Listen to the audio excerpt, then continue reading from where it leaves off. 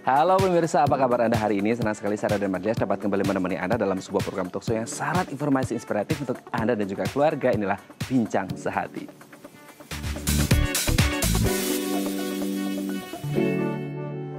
Ya pemirsa, pernah nggak Anda ngerasa insecure gitu ya? Ragu, takut, nggak pede alias percaya diri gitu ya. Nah ini mungkin sering dirasakan oleh kita. Bahkan untuk orang-orang yang pedenya itu juga oke, kadang-kadang mereka ngerasa insecure. Sebenarnya ini wajar dan normal. Tapi apa jadinya jika kemudian kita kelebihan banget nih insecure-nya? Nah inilah topik yang akan kita bahas hari ini, yaitu atasi rasa insecure. Nah kalau kita ngomongin rasa insecure, ini biasanya muncul ketika sekarang nih ya, kita sering menggunakan media sosial gitu. Kita ngelihat yang ini itu, akhirnya kita ngerasa dan kita ngebanding-bandingin kita sama orang lain. Nah kita selanjutnya akan membahas terlebih dahulu nih fun fact dampak penggunaan gawai berlebihan. Kita lihat yang pertama. Text next. Nah, ini yang kemudian sering banget ya kalau kita lihat ya, sekarang ini generasi nunduk gitu ya, nunduk terus. Ya, akhirnya ketika kita terus-menerus di posisi yang sama seperti kayak nunduk itu, katanya ini bisa akhirnya menyebabkan salah satu gangguan di leher kita gitu. Nah, apakah kemudian memang ini menjadi salah satu dampak dari penggunaan gawai berlebihan? Nanti akan kita bahas ya. Kita lanjut yang kedua. Penglihatan. Nah, penglihatan ini juga berkaitan erat dengan kalau semisal nih kita malam mau tidur gitu ya, mau tidur malam, lampu kamar udah dimatiin, terus kemudian hanya sisa sinar dari HP kita. Nah, ini katanya bisa kemudian membuat mata kita menjadi lelah dan ini bisa mengganggu penglihatan mata kita. Apalagi nih kalau jujur kalau saya pribadi gitu ya, kalau ada screenshotan dari teman gitu ya, terus kemudian fontnya yang agak acak-acakan gitu tuh kayak membuat mata itu jadi agak lelah dan capek. Nah, apakah kemudian penggunaan gawai berlebihan ini juga bisa berdampak pada penglihatan? Nanti akan kita bahas ya. Kita lanjut yang ketiga. Ini juga pergelangan tangan. Nah, sering kan kita megang gini atau kemudian kita gini. Pernah nggak Anda ngerasa kemudian pegel, kesemutan gitu? Nah, saya juga sering itu gitu. Nah, ini kemudian katanya bisa berdampak juga pada kondisi pergelangan tangan kita ketika kita menggunakan gawai secara berlebihan ya. Kita lanjut yang keempat, insomnia. Nah, ini sering banget kita temukan, apalagi untuk mereka-mereka gitu ya, yang suka akhirnya pulang kerja malam, katanya seharian nggak bisa uprek-uprek media sosial nih. Akhirnya malam mereka menggunakan gawai mereka, uprek-uprek media sosial, akhirnya kelanjutan deh jam 12, jam 1, jam 2, jam 3, dan akhirnya kelanjutan karena sering begadang akhirnya jadi insomnia. Kita lihat yang terakhir, pendengaran. Siapa di sini yang suka mungkin dengerin musik dari MP3 gitu ya, atau dari situs berbagi video yang akhirnya kita menggunakan headset. Nah, katanya banyak kemudian yang akhirnya menggunakan headset dan ini bisa mengganggu pendengaran kita. Oke, itu dia tadi 5 dampak menggunakan gawai secara berlebihan dan kami akan membahasnya saat lagi. Tetap bersama kami di Bincang Sehati.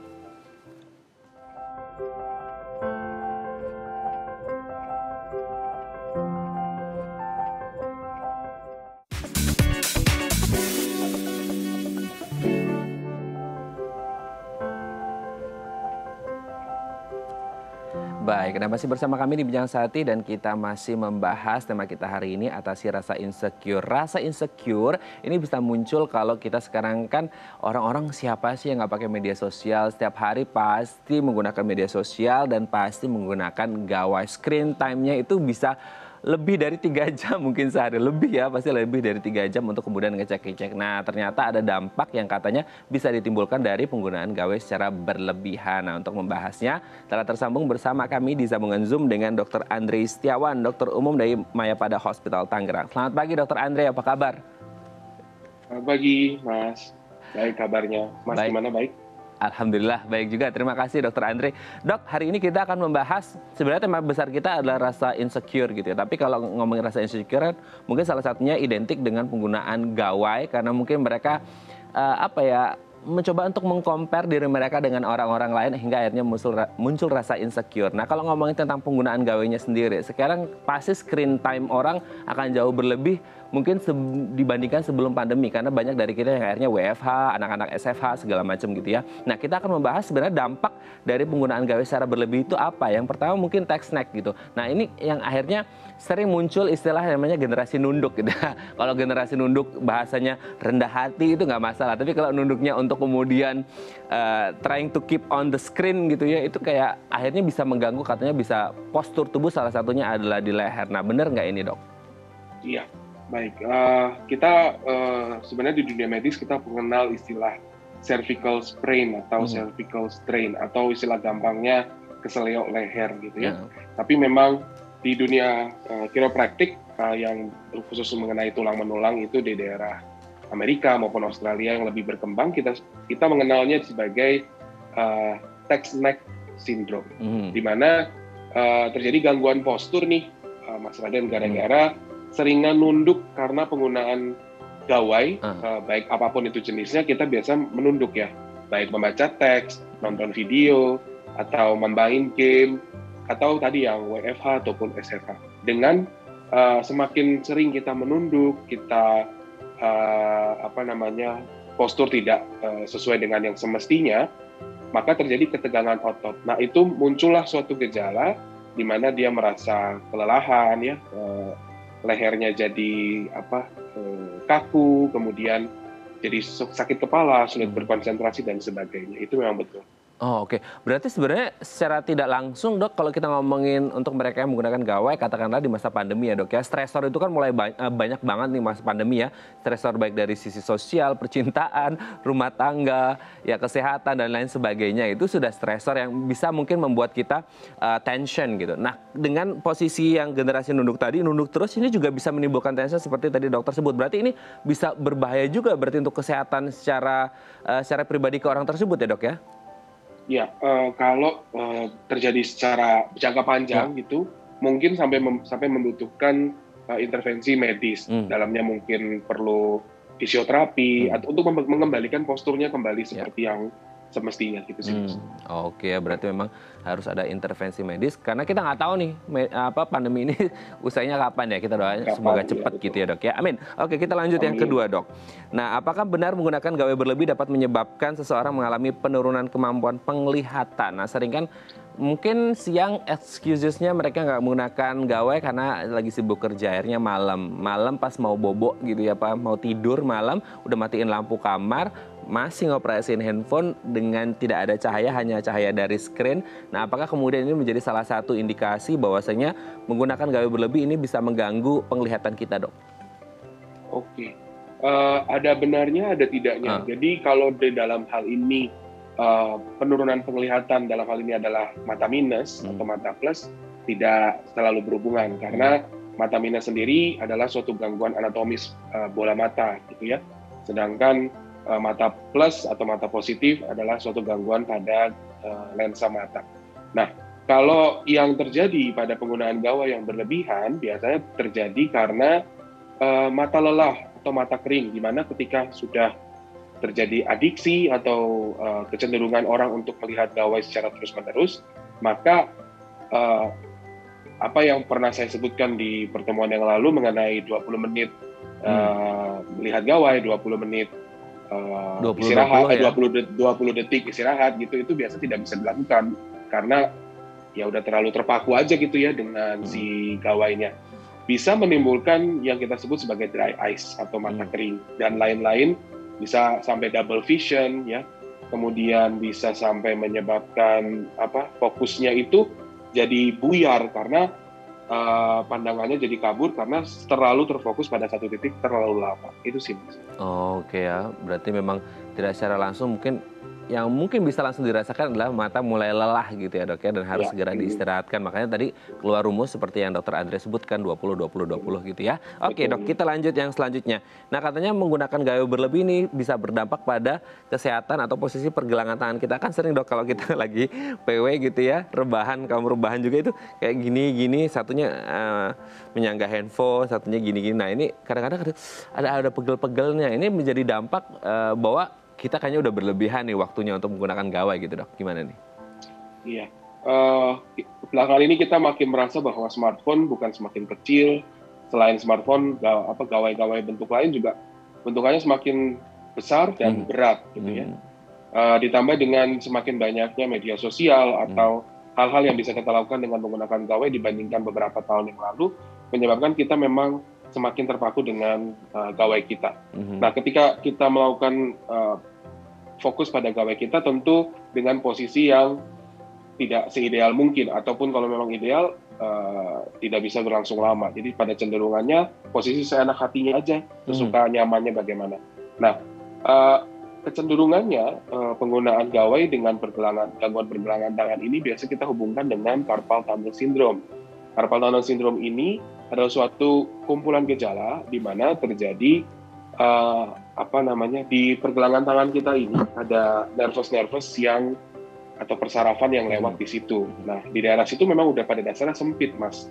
Cuman ketika kita menekuknya, maka kan semakin sempit tuh daerah situ. Nah, kalau terlalu tertekan terlalu lama, itu bisa menyebabkan suatu sindrom yang lama-lama membutuhkan intervensi medis. Cuman berdasarkan penelitian terakhir yang saya baca itu tidak langsung hubungannya dengan carpal tunnel syndrome, hanya memang ketika penggunaan wrist ini atau kita sebutnya sebagai mobile phone wrist itu menyebabkan persarafan atau saraf yang lewat di situ membesar sehingga kecenderungan untuk terjadi CTS itu lebih besar. Itu sih, Mas. Oke ya, kita lanjut yang selanjutnya nih, Dok. Nah, ini yang sering mungkin menjadi keluhan bersama gitu ya. Ketika mungkin dulu nggak kenal gawai terlalu dekat seperti sekarang, dulu kita bisa lah tidur malam jam 8, jam 9. Tapi sekarang kayaknya tidur jam 12 tuh masih terlalu sore gitu. Nah, akhirnya kebentuk habit baru dan akhirnya kebentuklah yang disebut dengan insomnia. Nah, apakah kemudian menggunakan gawai secara berlebihan ini bisa menyebabkan orang insomnia nih, Dok? Baik, mungkin saya jelaskan sedikit dulu mengenai apa itu insomnia. Ya, insomnia itu adalah sulit tidur. Nah, sulit tidur pada insomnia biasa kita membaginya menjadi 3 tipe, Mas. Tipe early atau tipe awal, tipe tengah, dan tipe akhir. Apa bedanya? Kalau tipe early itu, jadi seseorang itu sulit untuk memulai tidur, gitu ya. Sedangkan kalau tipe tengah, dia sulit untuk mempertahankan tidur. Ketika tipe yang akhir itu bangunnya terlalu dini dan tidak bisa tidur lagi. Pada umumnya penggunaan gawai itu kan hampir semua gawai memiliki kita sebutnya blue light ya, atau cahaya biru. Nah, dari penelitian cahaya biru yang ditampilkan pada layar gawai tersebut dapat menimbulkan penurunan atau pengganggu produksi hormon melatonin yang biasa terjadi ketika kita sudah mau tidur nih. Jadi melatonin ini membantu kita supaya tidurnya lebih cepat, lebih nyaman, lebih dalam gitu ya. Namun ketika ada blue light ini produksi hormonnya berkurang. Jadi memang sesuai dengan yang memang dalam tubuh kita perlu terjadi adalah ketika penggunaan gawainya meningkat, produksi melatoninnya menurun, fungsi tidurnya yang berkurang. Nah, cuman biasanya insomnia yang terjadi adalah insomnia early karena yang tadi Mas bilang ketika kita sudah malam, udah perlu istirahat, ada handphone nih atau gawai di samping, scrolling terus nggak berhenti-berhenti, akhirnya sulit untuk memulai tidur gitu ya. Oke, Dok, ini saya pernah baca artikel orang ketika mungkin biasa tidur jam 2 gitu karena insomnia. Nah, ketika mereka mau mengatasi insomnianya, mereka langsung tiba-tiba shifting ke jam 10 gitu. Dan itu 4 jam beda gitu. Dan katanya mereka nggak bisa gitu, susah banget. Apakah betul, Dok, katanya kalau bisa jangan langsung shifting secara drastis ke 4 jam. Kalau bisa biasa tidur jam 2, ya mundur dulu nih atau maju dulu setengah jam, semisal jam setengah 2. Nanti ketika tubuh udah mulai habis setengah 2, majuin lagi ke jam 1. Itu bener nggak, Dok? Maksudnya cara-cara simpel yang bisa kita lakukan untuk mengatasi insomnia? Ya, banyak mekanisme yang bisa kita lakukan untuk menata laksana secara sederhana terjadinya insomnia gitu ya, Mas ya. Dalam dunia tidur atau ilmu tidur, tidur itu ada ilmunya juga. Kita mengenal sebagai siklus sirkadian tidur. Nah, siklus sirkadian itu adalah siklus dalam tubuh sendiri yang mengenal bahwa saya nih yang punya tubuh biasa tidurnya jam segini, bangunnya jam segini. Makanya pada orang-orang tertentu kadang-kadang nggak perlu alarm, dia sudah bangun dan biasanya bangunnya jam-jam tertentu itu juga. Itu adalah tubuh kita tuh yang berfungsi dengan sendirinya. Nah, yang tadi Mas bilang udah biasa tidur jam 2, tidur jam 10, saya rasa nggak mungkin langsung bisa tidur. Makanya lebih baik di-desensitize. Jadi tidurnya majuin aja perlahan-lahan mungkin setengah jam atau 15 menit dengan tanpa gangguan tadi, distraksi tadi. Jadi ya gawainya dijauh-jauhin lah, dipindahin kemana atau 2 jam sebelum tidur atau 1 jam sebelum tidur jangan melihat gawai sama sekali supaya produksi hormon melatoninnya tadi dapat berproduksi dengan baik. Paling enggak juga ditambah juga dengan musik-musik yang slow gitu atau yang bisa membawa tidur. Seperti itu sih Mas, itu paling tips-tipsnya. Oke, berarti memang tidak langsung shifting bisa gitu ya. Kita yang terakhir, Dok. Apakah menggunakan gaya berlebih dapat menyebabkan seseorang mengalami kehilangan pendengaran atau gangguan pendengaran? Gimana nih, Dok? Oke. Kalau gangguan pendengaran ini memang jarang terjadi, ya, bukan berarti tidak bisa terjadi, karena belakangan ini banyak produk gawai tambahan seperti headset, earphone, ya segala macam, di mana speakernya itu malah semakin nempel ke telinga, dan volumenya juga semakin lama semakin besar gitu ya. Sedangkan kapasitas telinga kita itu yang wajar bisa kita terima kurang lebih 100 desibel lah, kurang lebih. Itu pada saat volume maksimal dari suatu gawai biasa digapai kurang lebih 125 sampai 155 desibel. Makanya kalau Mas Raden atau Bapak Ibu sekalian memperhatikan di handphone masing-masing atau di gawai masing-masing, punya ketika kita menaikkan volume itu ada batas yang warnanya biasa, sama batasnya warna orange atau merah. Nah itu sebenarnya dari produsen handphone sudah membantu kita untuk, hey, di sini aja nih, jaga volumenya, jangan naik-naik lebih dari itu, gitu ya.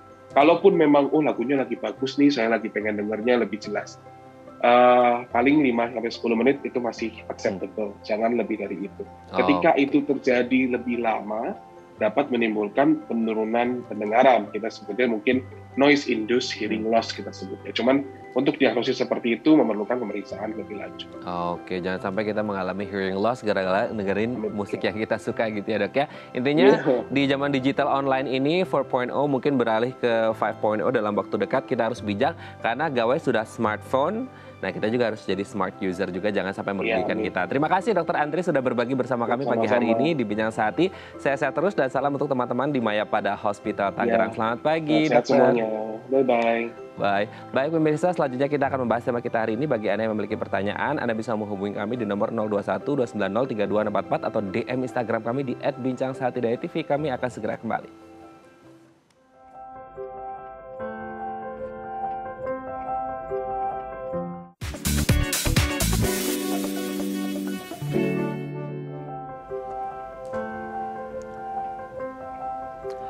Baik, Anda masih bersama kami di Bincang Sehati dan kita masih membahas tema kita hari ini, atasi rasa insecure. Nah, pernah nggak Anda ngerasa insecure? Kayak ragu, nggak percaya diri, nggak pede gitu ya untuk ngelakuin apa-apa. Dan sering karena mungkin dampak dari penggunaan gawai tadi di segmen sebelumnya kita bahas, kita lihat media sosial gitu ya, orang punya ini, orang punya body goals ya, terutama tuh yang perempuan, akhirnya mereka kayak ngebanding-bandingin dan kayak, aduh, I'm too fat, you know, like, dan teman-teman kita itu udah slim gitu. Nah, ini menjadi rasa insecure yang mungkin muncul dan akhirnya membuat kita kayak nggak jadi percaya diri dan bawaannya worry terus gitu. Nah, bagi Anda yang memiliki pertanyaan seputar tema kita hari ini, Anda bisa menghubungi kami di nomor 021-290-3244 atau DM Instagram kami di @bincangsehatidayatv untuk membahasnya. Telah tersambung bersama kami di sambungan Zoom dengan Mbak Sri Juwita Kusumawardani, MPASI Psikolog dari 3 generasi. Assalamualaikum Mbak Wita, apa kabar? Waalaikumsalam warahmatullahi wabarakatuh. Kabar baik ya Mbak Wita ya, semoga sehat terus sama keluarga juga gitu ya. Oke, Mbak Wita, kalau kita ngomongin tentang rasa insecure sebagai tema kita hari ini, mungkin banyak orang ngerasa insecure apalagi di masa pandemi ya Mbak ya, ketika mungkin stresornya banyak nih, mulai dari percintaan lah, rumah tangga, sosial, kesehatan, finansial dan lain sebagainya gitu. Nah, sebelum kita ngomongin rasa insecure itu apa, gimana cara ngatasinya, mungkin kita harus ngomongin dulu masalah insecure itu kan berkaitan erat dengan rasa percaya diri. Nah, seberapa besar sebenarnya kita harus menanamkan rasa percaya diri dalam diri kita dan seberapa penting dalam kehidupan kita, terutama untuk kehidupan pribadi dan sosial. Gimana nih Mbak Wita? Ya, kepercayaan diri itu tentunya penting sekali ya kita miliki karena itu adalah dasar untuk kita merasa yakin dalam menjalani kehidupan, dalam menjalani tantangan-tantangan kehidupan gitu ya. Karena kan hidup nggak selamanya mulus. Kalau kita nggak percaya diri, nanti ketika menghadapi masalah kita bisa lebih mudah menyerah gitu. Nah, jadi ketika orang punya percaya diri itu dia akan lebih gampang untuk sukses lah, ibaratnya itu kayak modal awalnya gitu ya. Nah, cuma yang perlu kita pahami, kepercayaan diri ini juga mungkin tidak di keseluruhan aspek kehidupan ya. Jadi mungkin ada orang-orang yang pede di karirnya, tapi mungkin kurang pede nih di tubuhnya tadi seperti kata Mas Raden gitu ya. Ada yang mungkin pede di penampilannya, tapi mungkin merasa kurang oke di akademisnya gitu. And it's okay ya, maksudnya it's normal gitu. Dan yang paling penting juga untuk menanamkan kepercayaan diri ini itu harus secara objektif ya. Jadi jangan tidak masuk akal atau tidak sesuai dengan kemampuan yang sebenarnya. Kalau seperti itu nantinya juga akan menimbulkan masalah-masalah yang lainnya. Kira-kira seperti itu.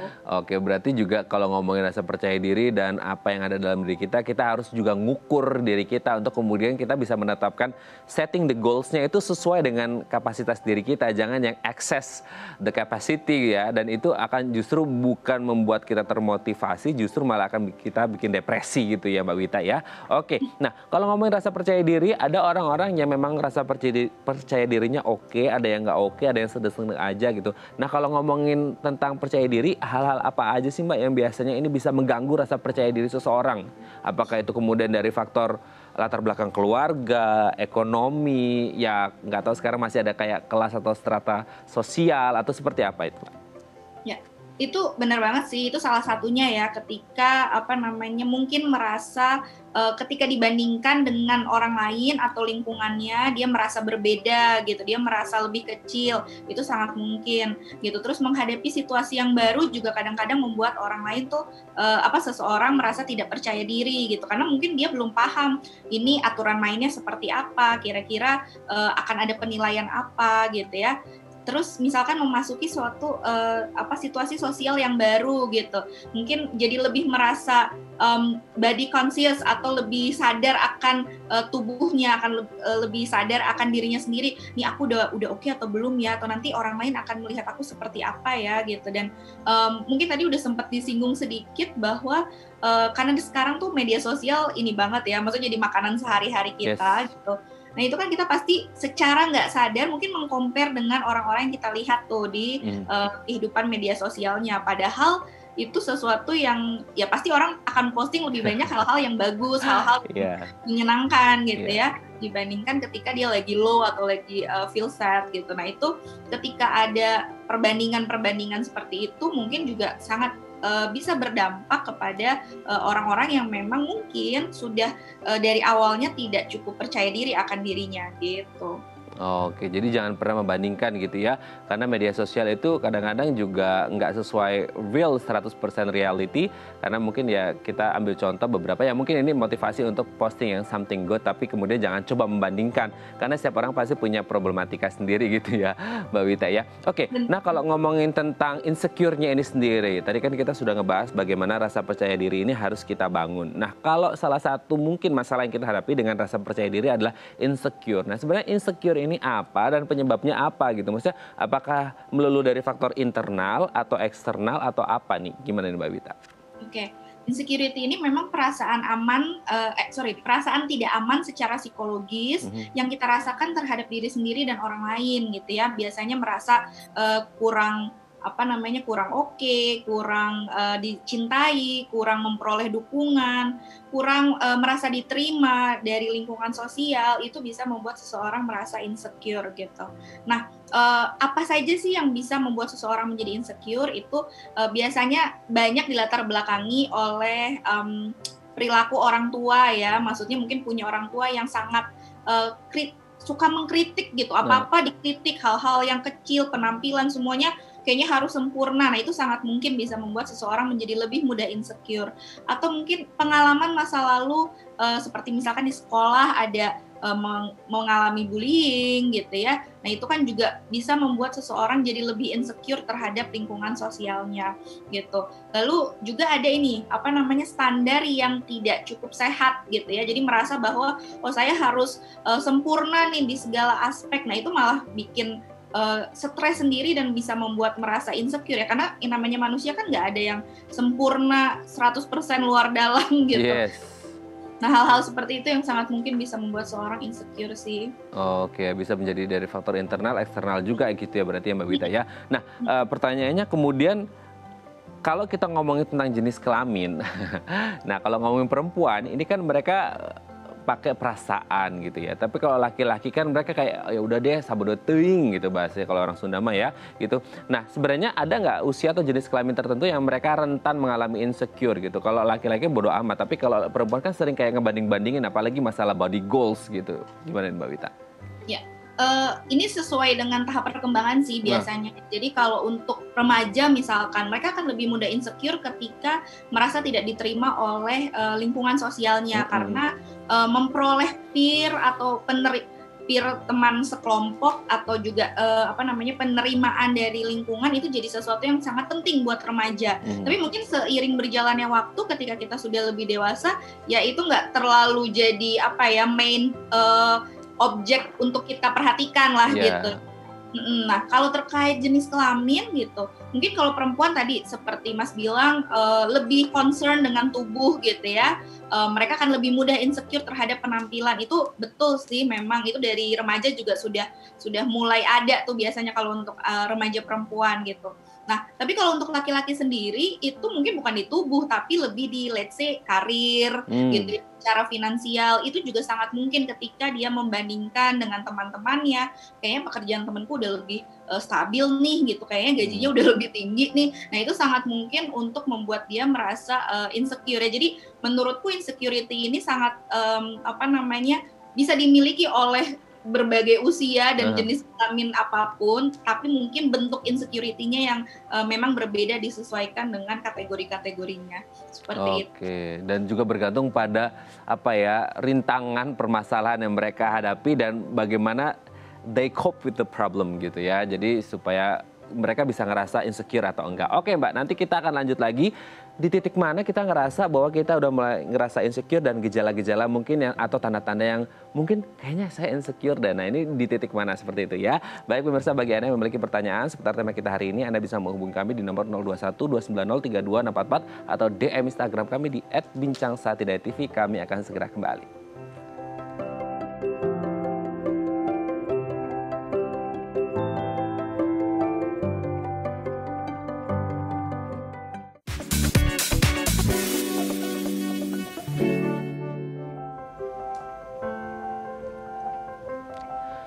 Baik, Anda masih bersama kami di Bincang Saati dan kita masih membahas tema kita hari ini, atasi rasa insecure. Bagi Anda yang memiliki pertanyaan seputar tema kita hari ini, Anda bisa menghubungi kami di nomor 0212903244 atau DM Instagram kami di @bincangsaati.tv. Masih bersama dengan Mbak Sri Juwita Kusumawardani, MPS Psikolog dari 3 Generasi. Oke Mbak Wita, kita lanjut lagi nih Mbak. Sebenarnya kalau kita nyadar nggak sih Mbak, kalau semisal kita udah mulai ngerasa kayaknya kita insecure gitu. Dan gejala atau tanda yang mulai muncul, entah itu spesifik ke orang tertentu atau secara umum gitu, ketika kita ngerasa insecure itu apa-apa aja gitu Mbak? Mungkin jadinya ada perubahan-perubahan ya, misalkan yang tadinya rajin posting nih, terus karena ngerasa aduh kayaknya aku gendutan deh, aku kurang oke atau apa, jadinya mungkin jadi lebih nggak mau posting gitu ya. Itu yang paling gampang karena kan sekarang tadi aku bilang ya, kehidupan kita mungkin lebih banyak di share-nya di media sosial, apalagi di masa pandemi ini gitu, karena nggak keluar rumah. Tapi ada juga yang mungkin jadinya lebih nggak nyaman ya, ngerasa nggak nyaman untuk bertemu dengan lingkungan-lingkungan yang mungkin membuat dia merasa terancam gitu ya, mungkin sama teman-teman di kantor ya, atau teman-teman di kampus, bisa aja jadi lebih gampang menarik diri gitu.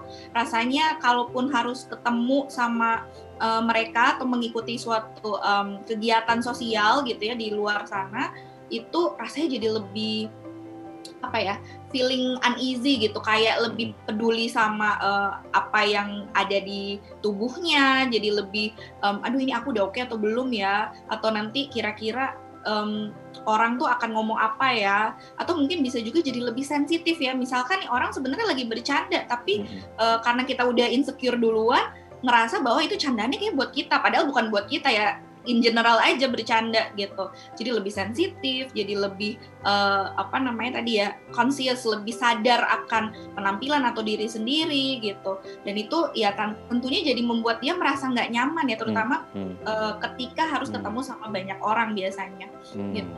Oke ya, jangan sampai kemudian ya kalau ngomong rasa insecure ya, tadi kan akhirnya Mbak Wita bilang nggak posting, tapi keep stalking.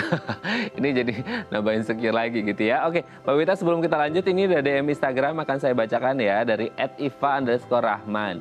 Adik saya berusia 16 tahun nih Mbak, dan ngerasa bentuk tubuhnya ini kurang menarik. Jadi dia minder sama kurang bergaul gitu. Nah, ada nggak sih cara buat nyemangatin adik saya nih? Gimana nih Mbak Wita? Thank you kepada Mbak Iva ya. Ya. Nah, ini kan tadi seperti ku bilang ya, memang di usia remaja tuh penampilan jadi sangat penting gitu. Mereka jadi lebih concern. Nah, mungkin kita bisa dukung dengan oke, kalau let's say tubuhnya mungkin lebih besar, atau mungkin yang biasanya permasalahan remaja tuh jerawatan misalkan gitu ya. Nah, kita bisa bantu, oke, solusinya apa, yuk kamu lebih merawat diri, let's say. Tapi juga jangan lupa untuk mengingatkan dia bahwa ada loh hal-hal yang lebih penting di luar penampilan gitu ya. Ada karakter yang mungkin dia bisa aktif di organisasi, mungkin dia bisa lebih meningkatkan prestasi di akademisnya gitu ya, agar dia bisa melihat bahwa yang namanya manusia tuh ada satu paketan gitu ya, nggak cuma dari luarnya aja, tapi hal-hal yang di dalam juga perlu kita rawat, perlu kita perhatikan gitu ya. Walaupun tentunya yang pengen aku ingatkan, ketika adiknya mungkin merasa ya minder atau apa, jangan juga dikecilin ya, maksudnya kayak kamu kayak gitu aja masa minder ya, itu memang lagi penting buat dia gitu, jadi jangan dikecilkan perasaannya, kita dukung untuk ya itu memang nggak mudah ya gitu, it's okay, kita cari solusinya sambil kita ingatkan yang tadi, hal-hal yang bisa dia explore untuk menjadi kelebihan dia tuh apa sih gitu. Ya, berarti harus jangan berfokus pada kekurangan, tapi berfokus pada kelebihannya gitu ya. Dan ingatlah, semua masalah pasti ada solusinya. Semoga dia bisa menjawab pertanyaan dari Mbak Iva Rahman ya. Dan salam untuk adiknya, semoga tetap semangat gitu. Oke, Mbak Wita, kita lanjut lagi. Nah, kalau ngomongin rasa insecure, kalau tadi kan kita ngomongin dari faktor risikonya ataukah usia atau jenis kelamin. Nah, ada nggak hubungannya insecurity seseorang itu berkaitan dengan sifat, karakter, atau kepribadian seseorang? Kan kita secara umum mungkin kita sebagai orang awam gitu ya, taunya kepribadian kan yang introvert sama extrovert. Dan kalau ngomong tentang extrovert kan ya orang ngomongnya let's do it in a fun way gitu. Kalau introvert kan very discreet gitu ya, bener-bener yang tertutup banget. Nah, apakah kemudian insecurity ini selalu sering terjadi pada mereka-mereka yang introvert atau seperti apa nih?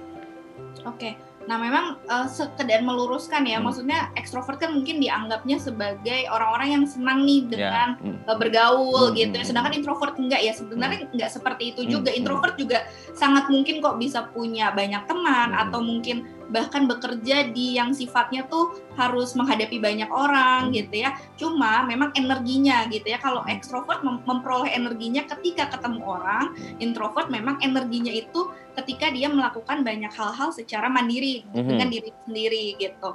Nah, kalau dibilang sebenarnya nggak terlalu ini ya, mungkin berpengaruh, karena sangat mungkin juga orang-orang yang punya banyak teman ini itu malah mudah insecure gitu ya. Misalkan ada beberapa klien saya yang masih mahasiswa gitu, itu dia punya teman banyak gitu ya, tapi dia bilang gini, aduh ketika teman-temanku tuh sharing nilai, aku merasa insecure karena aku merasa nggak cukup sebanding dengan mereka gitu. Jadi walaupun dia punya banyak teman, dia juga tetap merasa insecure, itu ada. Sedangkan mungkin yang introvert, yang walaupun dia ya temannya mungkin lebih sedikit misalkan gitu ya, itu nggak terlalu mengganggu dia, itu juga ada gitu. Karena memang insecurity ini lebih ke masalah self worth ya. Jadi bagaimana seseorang memandang dirinya gitu. Kalau dia memandang dirinya memang nggak cukup berharga, itu akan membuat mau ketemu sama siapapun ya dia nggak akan berharga. Makanya saya kalau sama klien saya selalu bilang, yuk kita beresin bagaimana cara kamu memandang diri kamu sendiri dan bagaimana cara kamu memandang dunia gitu. Kalau dia memandang bahwa diri sendiri ini memang nggak ada harganya, ya mau dia kemana aja, mau dia dapat prestasi seberapa banyak, tetap akan merasa insecure gitu, Mas. Oke, tergantung pada bagaimana cara kita memandang diri kita. Afirmasi yang positif seperti itu ya tentang diri kita sendiri ya. Edifikasi diri sendiri juga penting kadang-kadang ya Mbak Wita ya. Oke, nah kalau ngomongin tentang insecurity, sebenarnya ini kalau tadi kan kita ngomongin bagaimana sifat, karakter, atau kepribadian seseorang, usia, dan jenis kelamin. Nah, ada hubungan juga nggak nih kalau sama mungkin pengalaman masa lalu atau masa kecil, mereka mengalami trauma karena satu hal tertentu hingga akhirnya terbawa sampai dewasa nih Mbak? Ya, ya, betul. Tadi sempat saya singgung juga bahwa memang ketika memiliki orang tua yang penuh kritik, biasanya itu lebih gampang untuk merasa insecure ya ketika remaja, ketika dewasa, karena terbiasa dari rumah itu dikritik, artinya dia merasa selalu ada yang kurang dari dirinya gitu kan. Ya terus tadi juga kalau pengalaman masa lalu seperti bullying gitu ya, itu juga akan membuat dia merasa ya ketika memperoleh bullying tuh biasanya salah satu dampaknya adalah orang merasa tidak berharga gitu ya, merasa dia tidak layak untuk memperoleh perlakuan yang baik dari lingkungannya. Nah sehingga kalau itu tidak diberesin gitu, tidak memperoleh penanganan psikologis, ya mungkin dia akan tumbuh dengan persepsi seperti itu. Selain itu juga ini sih kayak penolakan ya, misalkan sering kali memperoleh penolakan itu bisa membentuk dia merasa kayaknya memang saya ini nggak layak ya untuk ya mungkin kalau penolakannya di romantic relationship ya untuk lawan jenisnya mungkin gitu, atau mungkin let's say dia mencoba ke lomba-lomba tapi nggak berhasil terus, itu juga bisa membuat dia menjadi insecure, kayaknya aku emang nggak cocok deh di bidang ini, misalkan seperti itu. Sangat mungkin sih Mas. Sangat mungkin ya. Oke, dengan beberapa posibilitas yang disebutkan tadi di awal oleh Mbak Wita gitu ya selama diskusi kita, sebenarnya kalau ngomongin tentang insecurity ini kan secara tidak langsung kan dampaknya ke psikologis kita gitu. Nah sebenarnya apakah kemudian in the end of the day-nya si insecurity ini bisa berdampak pada kesehatan mental kita gitu? Sangat mungkin ya.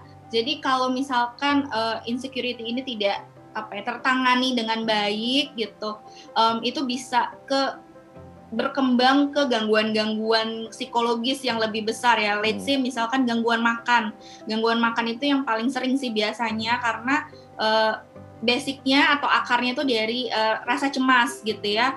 Nah itu ya mungkin yang pernah dengar kata anoreksia, melaparkan diri atau bulimia yang mengusahakan apapun yang dia masukkan ke dalam tubuhnya harus dikeluarkan lagi, misalkan dengan memuntahkan atau mungkin menggunakan obat-obatan pencahar atau olahraga puasa berlebihan, itu juga sebenarnya bisa masuk ke bulimia tuh gitu ya. Jadi kebetulan memang ada beberapa klienku yang insecurity terhadap penampilannya sangat besar sampai pernah, tapi sekarang sudah selesai sih, gangguan makannya sudah tidak muncul, namun insecurity-nya masih ada, masih bersisa gitu ya. Nah itu kita bantu untuk beresin. Ada juga yang mungkin ya jadinya gangguan kecemasan secara umum gitu, jadi semua dicemasin, pokoknya kayaknya ini kurang, ini salah, ini kayaknya nggak bisa deh gitu. Jadi ya menghadapi kehidupan tentunya jadi sangat tidak nyaman ya kalau semua kita cemaskan rasanya gitu sih Mas. Oke, dan ini pasti akan mengganggu kehidupan sosial seseorang nggak sih Mbak? Iya, sangat mungkin ya, dan ini juga yang sering muncul biasanya ketika seseorang itu tidak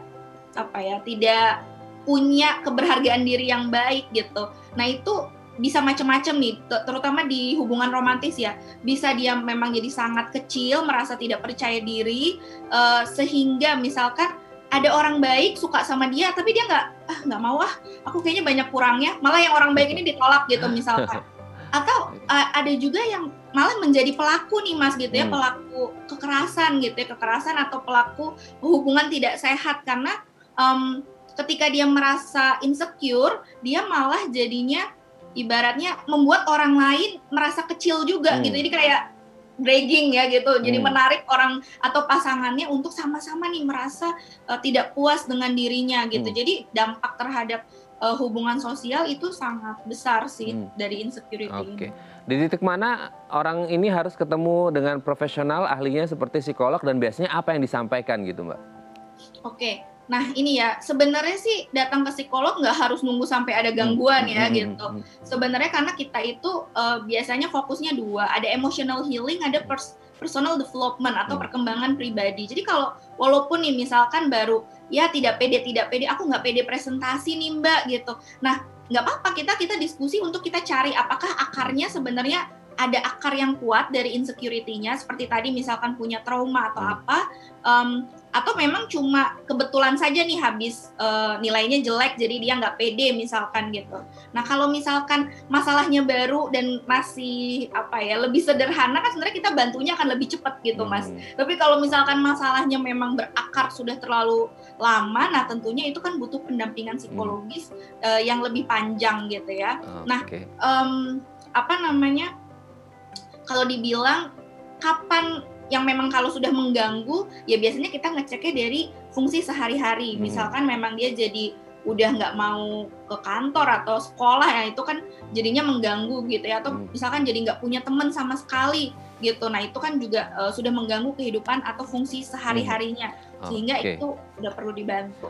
Jadi kalau udah mulai mengganggu kegiatan aktivitas rutin sehari-hari, ini harus segera ketemu. Tapi kalau bisa jauh sebelum itu harus ditangani terlebih dahulu gitu ya Mbak Wita ya. Oke Mbak, nanti di segmen terakhir kita akan membahas tips gimana caranya kita bisa menerima kekurangan diri kita ya. Baik pemirsa, bagi Anda yang memiliki pertanyaan, Anda bisa menghubungi kami di nomor 021 290 32644 atau DM Instagram kami di @bincangsati.tv. Kami akan segera kembali.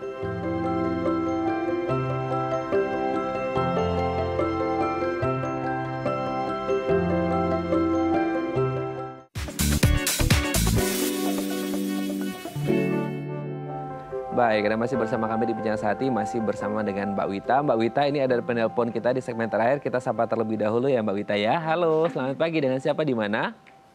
Sama Ibu Darmansyah di Jatiwaringin. Oke, Ibu Darmansyah di Jatiwaringin. Silakan Ibu. Iya. Ini saya punya cucu. Umurnya 10 tahun. Kelas 5. Halo? Iya, silakan Ibu. Kelas 5, terus kalau dia sama teman-temannya itu di sekolah, dia selalu kayaknya menghindar.